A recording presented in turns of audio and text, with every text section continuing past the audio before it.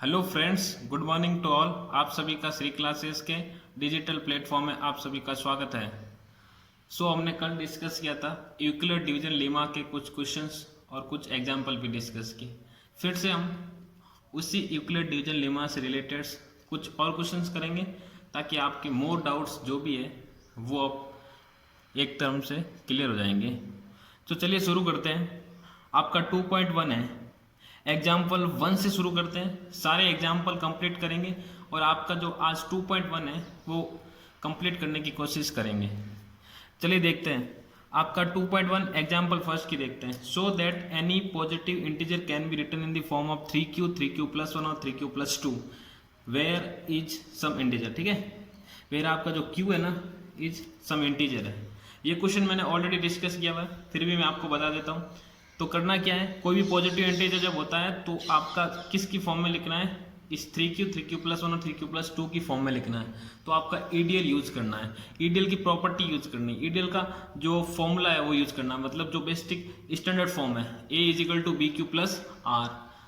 ठीक है, और इसके अंदर b कितना हो जाएगा, b डायरेक्टली हम बता सकते हैं। अगर कोई भी स्क्वायर और क्यूब्स की फॉर्म में नहीं हो तो हम डायरेक्ट वैल्यू ले लेते हैं, जैसे जो पास में वैल्यू लिखी है 3, तो 3 डायरेक्ट ले लेंगे। ठीक है, ये क्वेश्चन ऑलरेडी डिस्कस किया वैसे भी।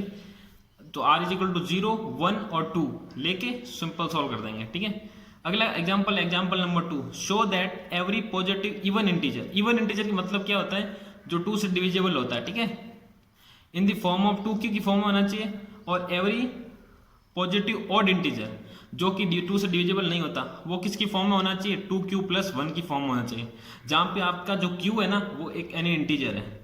मतलब अपन को बताना है कि जो कोई भी एवरी पॉजिटिव इंटीजर होता है ना, जो इवन इंटीजर, वो तो 2q की फॉर्म में होना चाहिए, जो ऑड इंटीजर है वो 2q+1 की फॉर्म में होना चाहिए। तो अपन को शो करना है। तो सिंपल क्वेश्चन है, चलिए शुरू करते हैं। ये आपका एग्जाम्पल नंबर 2, यहां लिख देंगे अपन सॉल्यूशन। सॉल्यूशन में क्या, सबसे पहले मैंने बताया अगर ईडीएल का क्वेश्चन है तो using EDL, Euclid division Lima. ठीक है, यूक्लिड डिवीजन लीमा यूज करेंगे, फॉर्मूला लगाएंगे a=bq+r और साथ में कंडीशन भी लगा देंगे वेयर अपना जो r है वो 0 के इक्वल है या 0 से ज्यादा है, लेकिन b से कभी भी ज्यादा नहीं होगा।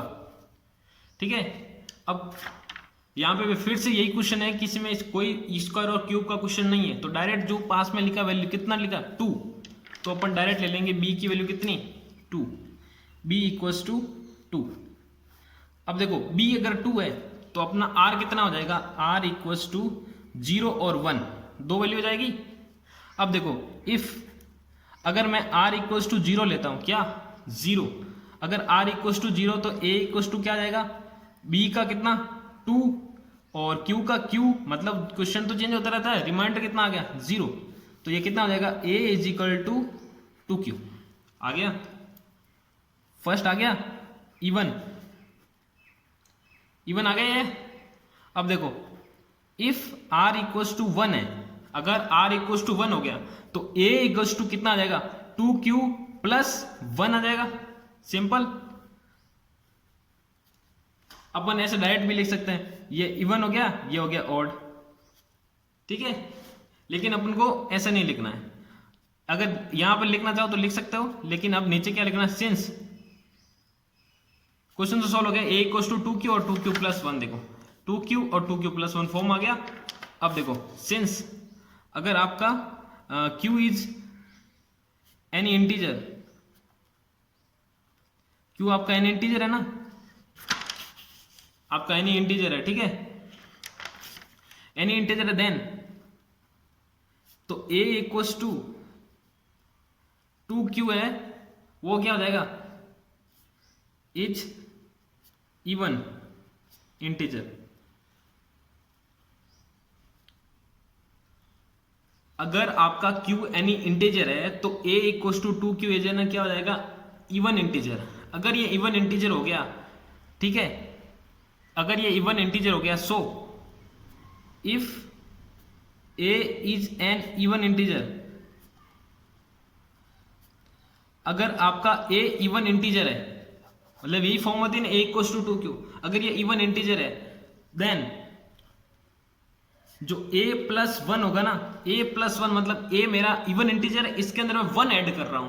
कोई इवन नंबर जैसे मैं 2 ले लेता हूं, इसमें 1 ऐड करता हूं तो क्या आता है, ऑड नंबर आता है ना। इसी टाइप से तो a जो है ना आपका इवन नंबर है, इसके अंदर मैं 1 ऐड कर रहा हूं, तो दैट इज क्या होगा अकॉर्डिंग टू क्वेश्चन 2q तो है ही है, a+1 ऐड कर रहा हूं तो ये वाला बन गया इज एन क्या हो जाएगा, ऑड नंबर। मतलब कहने का मतलब ये है कि अगर कोई भी मैं इवन नंबर ले लेता हूं, जैसे मैंने 4 लिया, 1 ऐड करूंगा तो क्या आएगा, हमेशा ऑड नंबर आएगा। मतलब अगर इवन नंबर के अंदर 1 ऐड करते जाएंगे ना तो हमेशा ऑड नंबर आता जाएगा। यही क्वेश्चन है, ठीक है, कोई प्रॉब्लम नहीं होना चाहिए इस क्वेश्चन के अंदर। नेक्स्ट क्वेश्चन है अपना question number 3, use EDL.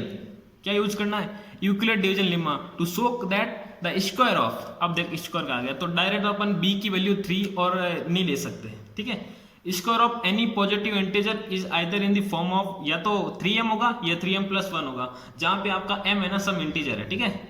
Simple question है, स्क्वायर का है लेकिन क्वेश्चन सिंपल है। आपका कोई भी जो पॉजिटिव इंटीजर है ना उसका अपन स्क्वायर करते हैं तो फॉर्म या तो 3m आता है या 3m+1 आता है, तो अपन को प्रूव करना, ठीक है। चलिए शुरू करते हैं। एग्जाम्पल नंबर 3, ये हो गया सॉल्यूशन। और सबसे स्टार्टिंग से पहले मैंने को बताया था सब में क्या लिखना है, using EDL Euclid division lemma, तो यूज करना लिखना ही लिखना है। और साइड में फॉर्मूला भी लिखना है, a = bq + r, ये तो कहने की जरूरत नहीं है। और साथ में कंडीशन भी लिखना है। कंडीशन क्या है, r 0 के इक्वल है या फिर b से छोटा है, ठीक है। अब देखो, अब एनी स्क्वायर का बोला है तो अपन मैं यहां समझा देता हूं। एनी स्क्वायर, जैसे 1 का स्क्वायर किया मैंने, 2 का स्क्वायर किया, 3 का स्क्वायर करता हूं, तीनों का स्क्वायर करता हूं। 1 का स्क्वायर कितना होता है 1, 2 का स्क्वायर 4, 3 का स्क्वायर 9, ठीक है। अब डिवाइड किससे करना है, 3 3 दोनों नंबर से उससे डिवाइड करेंगे, जो नंबर दे रखा उससे तो डिवाइड करेंगे। तो मैं 3 से डिवाइड करता हूं 1 को। अब देखो 1 से अगर मैं 1 को 3 से डिवाइड कर लेता तो क्या नंबर आता है, कितने टाइम्स डिवाइड जाएगा, 0 टाइम्स। रिमाइंडर कितना बचेगा, रिमाइंडर तो 1 ही बचेगा ना। 1 में 3 का डिवाइड नहीं जाता तो 1 बच जाएगा ना रिमाइंडर। अगर मैं 4 में 3 का डिवाइड करता हूँ 1 टाइम जाएगा, लेकिन रिमाइंडर कितना बचेगा 1 बचेगा। 3 एकम 3, 3 1 2 जा 1, और फिर आएगा 3 का स्क्वायर इक्वल टू 9। अब 9 में डिवाइड करता हूं मैं 3 का, तो परफेक्ट डिविजिबल जा रहा है, तो रिमाइंडर कितना बचेगा 0। अब देखो 1 आया, 1 आया, फिर 0 आया। फर्स्ट कंडीशन में 1 आया, फिर 1 आया, फिर 0 आया। अगर मैं 4 लेता हूं, 4 का स्क्वायर, 5 का स्क्वायर, 6 का स्क्वायर, ऐसे चलता जाएगा। मतलब अगर मैं 4 का स्क्वायर लेता हूं तो 16 आया, 16 को मैं डिवाइड करूंगा 3 से 15, और बस रिमाइंडर कितना बच गया 1। ऐसे चलता रहेगा। 1 आया, फिर 1 आएगा, 5 पे कंडीशन, फिर 0 आएगा। मतलब हर 3 नंबर्स के बाद नंबर वापस क्या हो रहा है, रिपीट हो रहा है। मतलब पहले 1 आया, 1 आया, फिर 0 आया, 3 नंबर हो गए, फिर वापस 3 नंबर में सेम वैल्यू आएगी 1 1 और 0, ठीक है। तो बी की वैल्यू कितनी लेंगे, अगर नंबर वापस रिपीट हो रहा है सेम क्या बोलते हैं सेम नंबर के बाद, तो क्या हो जाएगा बी की वैल्यू भी कितनी हो जाएगी, अपन कितने लेंगे 3। ना कि b की वैल्यू अपन इसके हिसाब से 3 ली, जब यहां से 3 लिखा ना, ये इसके हिसाब से 3 नहीं ली हमने। अगर स्क्वायर का क्वेश्चन आता है तो अपन इसी टाइप से करेंगे हमेशा, स्क्वायर या फिर क्यूब का क्वेश्चन आता है तो इसी टाइप से अपन को फॉलो करना है, ठीक है। तो b की वैल्यू कितनी आ गई 3। अब देखो b की वैल्यू 3, तो r कितना तुम ही बता सकते हो, 0 1 और 2, 0 1 और 2। अब r की वैल्यू मैं लेता हूं 0, तो क्या होगा, r की वैल्यू मैंने 0, तो a इक्वल टू क्या आ गया, b कितना है 3q प्लस 0, तो a इक्वल टू कितना आ गया 3q, ठीक है। अब देखो a इक्वल टू 3 आ गया, लेकिन अब क्वेश्चन में पूछा है कि स्क्वायरिंग करना है, तो स्क्वायरिंग करते थे, squaring both side, squaring both side. Question में दे रखा था ना कि स्क्वायर करना है, तो कोई भी पॉजिटिव स्क्वायर का कोई भी पॉजिटिव इंटीजर है उसका स्क्वायर करते हैं तो वो फॉर्म होना चाहिए किसमें 3m और 3m+1 में, वो प्रूव करना है। तो अपन स्क्वायरिंग बहुत सेट कर देते हैं, तो हो जाएगा a² is equal to 3q का स्क्वायर ए स्क्वायर का ए स्क्वायर इतना हो जाएगा 9q²। अब देखो 3m लाना था मेरे को, कितना लाना था 3m लाना था, तो मैं 3 बार कॉमन ले लेता हूँ यहाँ पे। 3 का मैं 9 में डिवाइड किया तो बच गया 3, और कुछ कॉमन नहीं लिया तो अंदर बच गया 3q²। अब देखो 3 तो आ गया, इस पूरे को क्या लेके लाना m लाना है, तो late 3q² is equal to m। तो a² इजिकल टू क्या जाएगा 3 इस 3q² की जगह पूरे क्या लिख दूं मैं m, तो 3m। मतलब अगर यहाँ कुछ भी नंबर यहाँ कुल मिला के अपने को जो क्वेश्चन में दे रहेगा वो लेके आना है। यहाँ पे जैसे मैंने 3 है, m है ना, m कुछ भी मान सकते हो, जैसे 3q² है, यहाँ पे कुछ दूसरा नंबर आता ना, अगर 3 किया तो भी अपन m मान लेते हैं उसको, ठीक है। फर्स्ट कंडीशन आ गई अपने पास, फर्स्ट नंबर आ गया 3m। अब देखो अब लेते हैं, और अब मैं लेता हूं r = 1, क्या लेता हूं 1। अगर मैं r = 1 लिया तो a = कितना जाएगा 3 का 3, q का q प्लस r की वैल्यू कितनी है 1, ठीक है। तो a अब स्क्वायरिंग करते हैं both side, squaring both side. अब मैं दोनों साइड में स्क्वायर कर रहा हूं तो क्या आएगा a² = 3q + 1 का होल स्क्वायर। तो a², अब देखो अब फॉर्मूला लगाना पड़ेगा a + b का होल स्क्वायर। a + b का होल स्क्वायर का फॉर्मूला क्या होता है a² + b² + 2ab। ये ध्यान रखना, ये तुमको पता है वैसे, ठीक है। तो a² a कितना है, अब a है ना 3q है ना, पूरा a है, तो 3q का स्क्वायर होगा, ना कि अपन 3 का स्क्वायर कर दें, ओनली q का भी साथ में स्क्वायर करना है, ये ध्यान रखना। प्लस b कितना है 1, तो 1 का स्क्वायर प्लस 2, a कितना है 3q मल्टीप्लाई b कितना है 1। अब देखो 3 का स्क्वायर कितना होता है 9, q का स्क्वायर कितना होता है q², 1 का स्क्वायर 1 प्लस 3 × 2 6 q, और मल्टीप्लाई 1 करेंगे तो कुछ फर्क पड़ने वाला नहीं है, ठीक है। तो a² =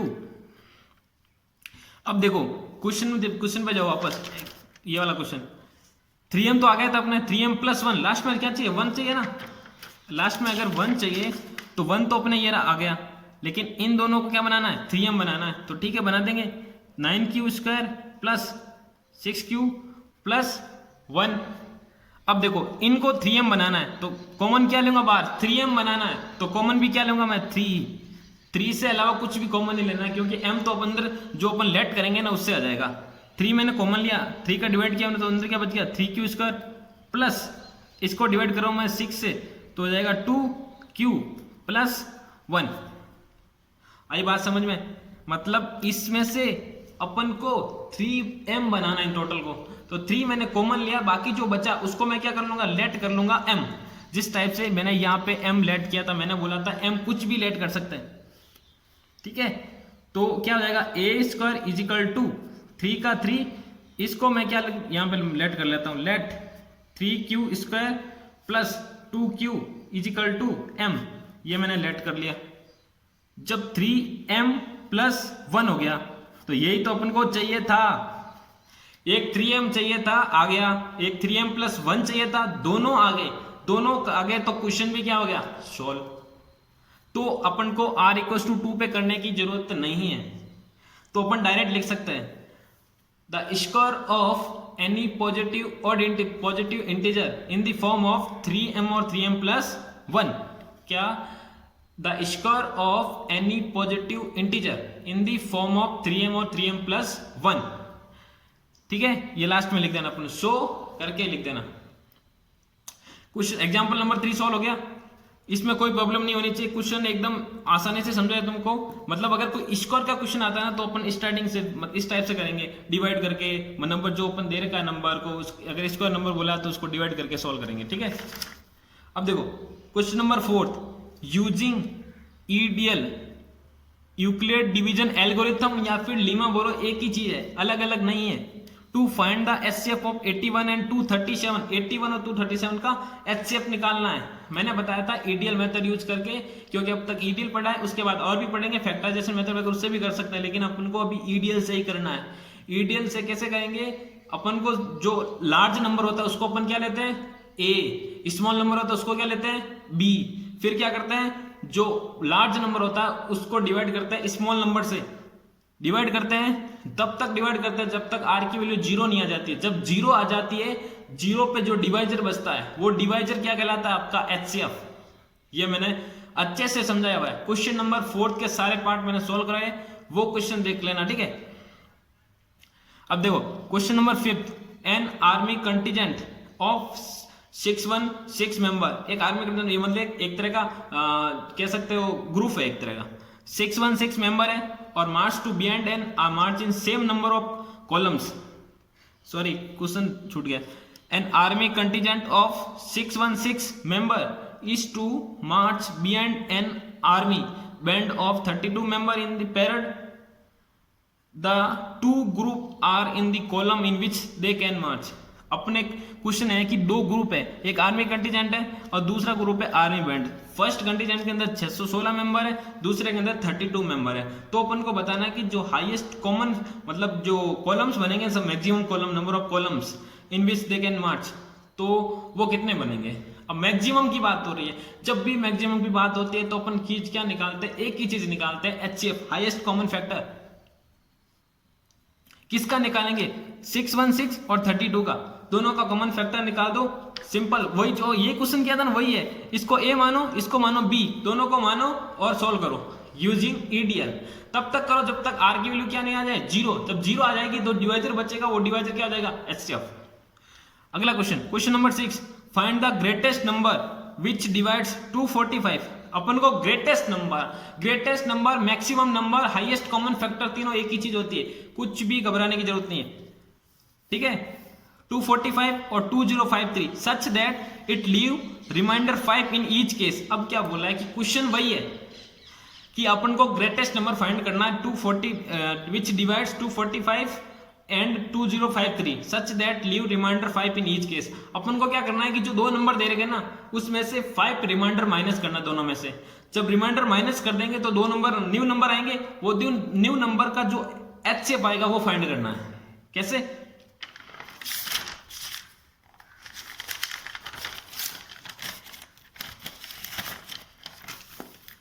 अपन को क्या बोला है कि अपन को फाइंड करना है एचसीएफ, ठीक है। एग्जाम्पल नंबर 6 सॉल्यूशन, ठीक है। ए की वैल्यू कितनी होगी? 61 क्या नंबर था सर? 245 और 2053, 2053 और बी की वैल्यू हो गई 245। ये दो नंबर थे, ठीक है। अब देखो ये दो नंबर थे। अब बोला है कि after living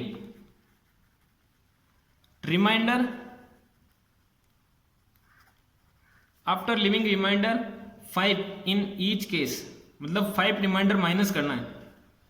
then new number, आपका न्यू नंबर क्या हो जाएगा? न्यू नंबर हो जाएगा a इक्वल्स टू 2053 में से कितना माइनस करना है? तुम ही बता दो कितना माइनस करना है? 5 माइनस करना है।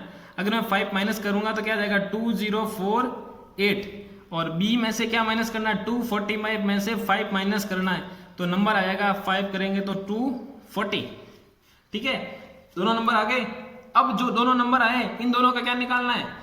क्या निकालना है? Highest common factor. कैसे? वही यूडीएल मेथड यूज करना है। 2048 डिवाइड करना है किससे? 240 से। और यहाँ अपन को लिखना है स्टेप 1, स्टेप 2, स्टेप 3, स्टेप 4। जब तक करना है तब तक क्या नहीं आ जाए? आर की वैल्यू जीरो। जब जीरो आ जाएगी तो अपन क्या कर देंगे? जो डिवाइजर बचेगा वो डिवाइजर हो जाएगा अपन का एचसीएफ। जैसे इसमें डिवाइड जा रहा है, कितने का जाएगा? 240 को अपन मल्टीप्लाई करेंगे। अगर मैं 8 से मल्टीप्लाई करता हूँ तो 7 से मल्टीप्लाई करते हैं इसको, 240 को 8 से कर लेते हैं। चलो 0, 32, 3, 16 और 19, हाँ 8 टाइम्स जाएगा और 1920 बचेगा। और फिर इसमें माइनस कर देंगे, कितना आ जाएगा? ये बच गया 8, ये बच गया 2, ये 10 और 128 आ गया। तो यहाँ क्या लिखेंगे? 2048 इक्वल्स टू 240 मल्टीप्लाई किससे? 8 से, प्लस रिमाइंडर कितना? 120। क्या रिमाइंडर जीरो आएगा? नहीं, तो R not equal to zero लिखेंगे। यहाँ पर ऊपर यूजिंग लिखेंगे, ये नहीं भूलना है, यूजिंग ईडीएल। यूजिंग ईडीएल साथ में formula A equals to B Q plus are.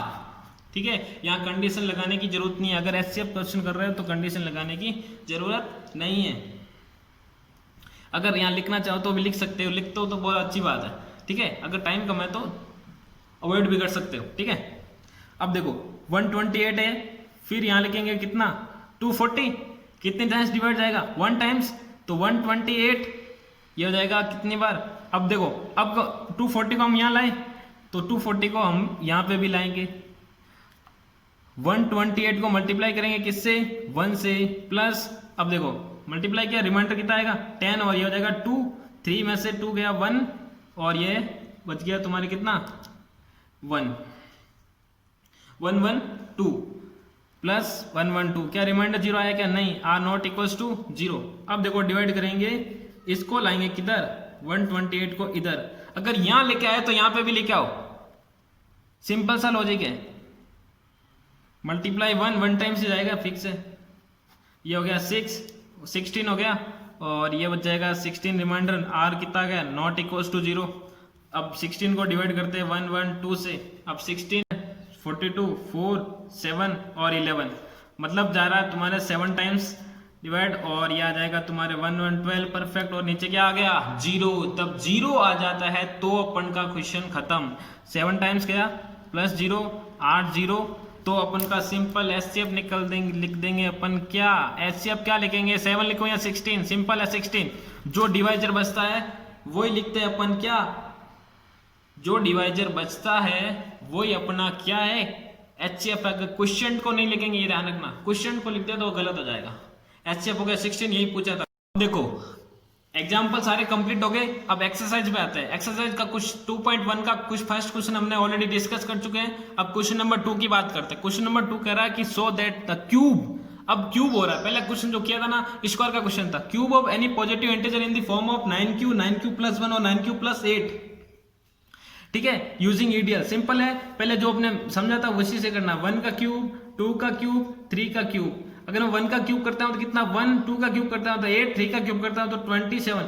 फिर सबको पहले 3 से डिवाइड किया था तब स्क्वायर था, तब जब यहाँ 3 था तब। अब यहाँ 9 है तो 9 से डिवाइड करो, 9 से डिवाइड किया, 1 को 9 से डिवाइड कर रहा हूं, रिमाइंडर कितना आएगा, रिमाइंडर आएगा 1, क्योंकि डिविजिबल नहीं जा रहा तो 1 का 1, यहाँ पे भी डिवाइड नहीं जा रहा है तो रिमाइंडर इतना 8, परफेक्ट डिविजिबल जा रहा है। 9 इंटू 3 27, रिमाइंडर कितना 0 हो गया। उसमें भी 3 टाइम्स के बाद वापस नंबर रिपीट हो रहे थे, इसमें भी रिपीट होंगे। 1 2 3 के बाद 180 आया रिमाइंडर, फिर वापस आएगा 180, इस तरह चलता रहेगा। तो बी की वैल्यू पिछले वाले में क्वेश्चन की तरह सेम यहाँ पे भी क्या आ जाएगी, बी की वैल्यू कितनी, बी की वैल्यू जाएगी अपने 3। यहाँ फॉर्मूला लिख देना यूजिंग ईडीएल, और जो कंडीशन है वो लिखनी है आपको, ठीक है। अब आर की वैल्यू कितनी 0 1 और 2 हो जाएगी। अब आर की वैल्यू मैं लेता हूं 0, आर की वैल्यू मैंने 0 ली, अगर मैं 0 लेता हूं तो a इज इक्वल टू क्या आ जाएगा, b कितना है अपना 9 नहीं 3, q plus 0, a equals to 3q। अब पहले स्क्वायर किया था, अब क्या करना है क्यूबिंग बोथ साइड, क्योंकि क्वेश्चन में क्या क्यूब का पूछा है। तब a cube is equal to क्या हो जाएगा 3 क्यूब का cube, a cube is equal to 3 का क्यूब अलग करेंगे और q का क्यूब अलग करेंगे। 3 का क्यूब कितना 27 और क्यूब किसी का क्यूब मतलब जिसको उसको सेम नंबर को 3 टाइम्स मल्टीप्लाई कर दूं। a cube is equal to बार कितना चाहिए 9, जितना चाहिए उतना बार माइनस बार ले लो। 3 बार लिया मैंने, 3 को 27 डिवाइड कर 3 तो क्यूब, मैंने पिछली बार भी बोला था इसको क्या करेंगे लेट कर लेंगे, लेट, यहाँ हमने क्यूब लिया तो यहाँ क्या कर लो एक चेंज कर लो, m ले लो यहाँ पे ताकि तुमको प्रॉब्लम्स नहीं हो। m या m ले लेता हूं मैं। अब देखो 3m cube is equal to Q ले लो, मैं मतलब ये m इसलिए लिया कि अपने क्वेश्चन में क्यू लाना है। अगर यहाँ पे भी मैंने क्यू ले लिया लास्ट में भी क्यू मानूंगा तो फिर वो कुछ अलग सा शो करेगा, मतलब नहीं रहेगा। 3 क्यूब इज इक्वल टू 9 का 9, इसको मैंने पूरे को क्यू मान लिया तो 9 क्यू, फर्स्ट कंडीशन आ गई। a cube is equal to 9 Q, r equal to 0 पे। अब r इक्वल टू लेते हैं अपन 1, क्या लिया मैंने 1, r इक्वल टू 1 मतलब a is equal to 3m plus 1 हो गया, a equal to 3m plus 1 cubing both side. अगर मैं क्यूब बोथ साइड करता हूं तो a cube is equal to 3m plus 1 का क्या आ जाएगा क्यूब। अब देखो अब यहाँ लिखना है फॉर्मूला a प्लस बी का क्यूब, मैं यहाँ लिख देता हूँ, दोनों स्पेस कम है नीचे। a प्लस बी का cube is equal to formula होता है a cube plus B cube plus 3ab square plus 3ba square. ये फॉर्मूला याद रखना अपने को, ये फॉर्मूला मैंने यहाँ पे लिखा, तुमको यहाँ पे लिखना है। a cube is equal to, ये पूरा हो गया a, तो 3m का क्यूब प्लस 1 का क्यूब, मैं डायरेक्ट लिखता हूँ 1 का क्यूब कितना, 1 की पावर में 200 लिखूंगा तो भी क्या आएगा, 1 ही आएगा, तो मैं डायरेक्ट 1 लिखता हूँ। प्लस 3 इंटू ए हो गया अपना 3m मल्टीप्लाई 1 का स्क्वायर 1 हो गया, प्लस 3 का 3, b की वैल्यू कितनी है 1 और a कितना है 3m का स्क्वायर। तो a cube is equal to 3 का power 3 27m cube plus 1 plus ये हो गया 9m प्लस 3 का स्क्वायर 9 इंटू 3 27m स्क्वायर। अब देखो 1 लाना था यहाँ पे, 1 तो आ गया, बाकी सबसे क्या बनाना है 9 क्यूब बना देंगे, चलो कोई बात नहीं। a cube is equal to 27, इन सब में से मैं क्या कॉमन लूंगा 9 बनाना है, तो मुझे 9 ही कॉमन लेना है। 9 मैंने कॉमन लिया तो 3m cube plus m plus 3m square बच जाएगा प्लस 1 का 1। इन सबको मैं पूरे को क्या मानूंगा मैं, या नीचे लिख देना जैसे मैंने यहाँ लिखा लेट इक्वल्स टू क्यू, तो इसको मैंने मान लिया क्यू, तो a cube is equal to 9 cube plus 1। ये हो गया अपना सेकंड वाला सोल्व। थर्ड वाला अगर मैं करवा देता हूँ, थोड़ा बहुत हिंट देता हूँ, बाकी तुमको खुद को करना है, ठीक है। अगला है r equals to 2, r equals to 2 पे क्या होगा, r इक्वल्स टू 2 पे हो जाएगा a is equal to 3m plus 2। अब क्यूबिंग बोथ साइड, तो a cube is equal to 3m plus 2 का क्यूब। सेम फॉर्मूला लगाना, a प्लस बी का क्यूब, ये वाला फॉर्मूला, और इसी टाइप से यहाँ पे करना है। मैं करवा भी देता हूँ डायरेक्ट, फॉर्मूला तुम खुद लिखना ना, मैं डायरेक्ट करवा देता हूँ। 3m का क्यूब, 3a का हो जाएगा 27m क्यूब। मैं डायरेक्ट वैल्यू लिख रहा हूँ, पहले बता रहा हूँ, प्रैक्टिस तुमको करनी है, ठीक है। उसके बाद है आपका b क्यूब, b कितना है 2 का क्यूब हो जाएगा तुम्हारे 8 प्लस 3 का 3 और a की वैल्यू है 3m, तो 3m इंटू 3m, ठीक है। 27m cube plus 8 plus 36m plus 3 का 3 इंटू 2 6 प्लस 3 का स्क्वायर 9 हो जाएगा 9 इंटू 6 54 a का स्क्वायर मतलब m स्क्वायर, 54m स्क्वायर आ गया। ये और ये इन तीनों से मिलकर क्या बनाना है अपने को 9 क्यूब बनाना है, तो a cube is equal to, मैं 9 बनाना है तो 9 ही कॉमन लूंगा, तो 3m cube plus 4m plus ये बन जाएगा 6m स्क्वायर प्लस 8 का 8। इन सबको मैं क्या मान लूंगा क्यूब, तो a cube is equal to क्या जाएगा 9 क्यूब प्लस 8, और लास्ट में क्या हो गया सॉल्व, एक हो गया 9 क्यूब प्लस 1 और 9 क्यूब प्लस 8, यही अपन को चाहिए था। लास्ट में क्या लिखेंगे, the cube of any positive integer in the form of 9 cube plus 1 और 9 cube plus 8। That's it, question number 2 complete. अब क्वेश्चन नंबर 3 बचा है, और 4th और 5th क्वेश्चन नंबर मैं ऑलरेडी करवा चुका हूं, ठीक है। क्वेश्चन नंबर 3 लास्ट क्वेश्चन देख लेते हैं। क्वेश्चन नंबर 3 मैं ऐसे ही बताता हूँ। क्वेश्चन नंबर 3 आपका है, कहाँ गए हो गया, मैं डायरेक्ट बता देता हूँ। सो that any positive integer in the form of 6 cube plus 1, 6 cube plus 3 और 6 क्यूब प्लस 5 होना चाहिए, जहां पे क्यू क्या है पॉजिटिव इंटीजर, आपका क्यू क्या है पॉजिटिव इंटीजर। तो क्या करेंगे हम, क्यू पॉजिटिव इंटीजर है, इन द फॉर्म होना चाहिए। बी की वैल्यू देखो, मैंने डायरेक्ट बताया था, अगर कुछ भी नहीं हो, अगर स्क्वायर नहीं हो, क्यूब्स नहीं हो, तो बी जो यहाँ पे लिखा होता है ना वो बी है। तो बी की वैल्यू कितनी लेनी, हमने 6 ले ली, तो आर की वैल्यू जाएगी 0 1 2 3 4 5, 0 1 2 3 4 5 ले लिया मैंने, 0 पे ये आया, 1 पे आया, 2 पे ये आ गया, 3 पे ये आ गया, 4 पे 5 पे। अब देखो अपने को क्या चाहिए, ओनली ऑड इंटीजर चाहिए। ऑड इंटीजर तो 1 पे होगा, 3 पे होगा, 5 पे होगा, तीनों लिख दिया। फिर लिख देना so that the positive odd integer एक 6 क्यूब प्लस 3 और 6 क्यूब प्लस 5 अपना 2, ठीक है। अगर इसमें भी और कुछ प्रॉब्लम हो तो मेरे को बता देना, ठीक है। वीडियो थोड़ा ज्यादा लंबा हो गया इसलिए मैंने फटाफट बता दिया। अब देखो अपने 2.1 के जितने भी क्वेश्चंस है एग्जाम्पल सारे कंप्लीट हो गए। इसके रिलेटेड कुछ भी डाउट हो आप पूछ सकते हो, कमेंट सेक्शन में बता सकते हो या फिर व्हाट्सएप पे भी पूछ सकते हो या फिर श्री क्लासेस पे मेल भी कर सकते हो। ठीक है, तब तक के लिए जय हिंद।